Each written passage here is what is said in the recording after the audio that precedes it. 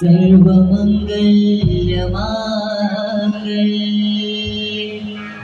शिवे सर्वार्थसाधिके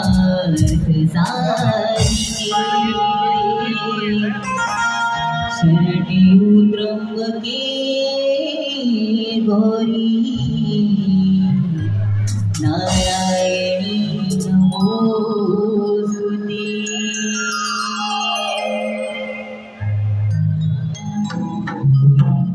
गणारी तुझा विना जैन मनसी जीवा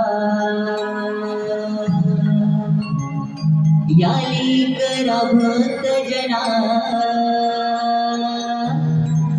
तू आटे हवा हवा जाणुनी भावना माझ थोडे गणा जाणुनी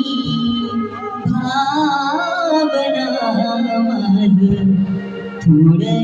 गणा श्री गणा दुःख मी सांगू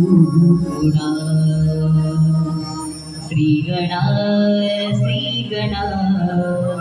दुःख मी सांगू थोडा।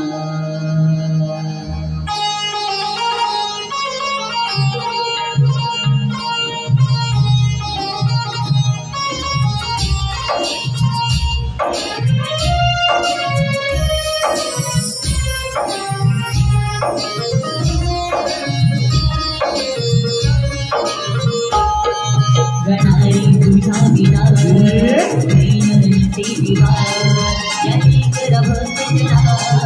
तू आटे हवा हवा भावना माझ थोडे गणा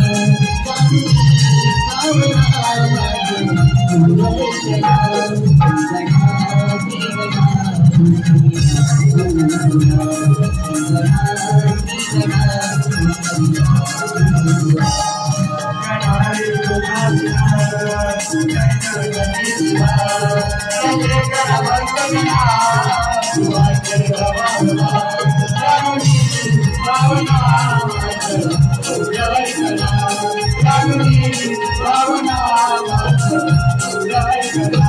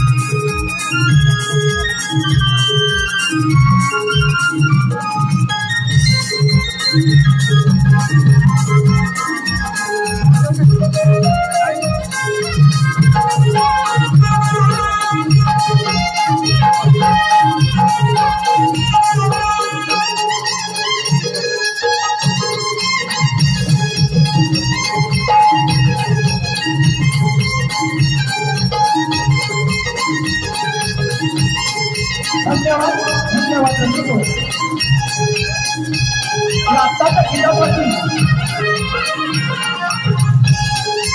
युट्यूबचे मालक कोकणेश्वर युट्यूबचे मालक कोकणेश्वर युट्यूबचे मालक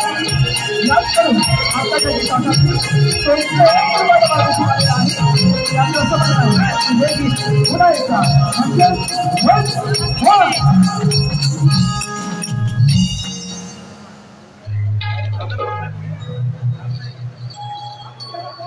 म्हणजे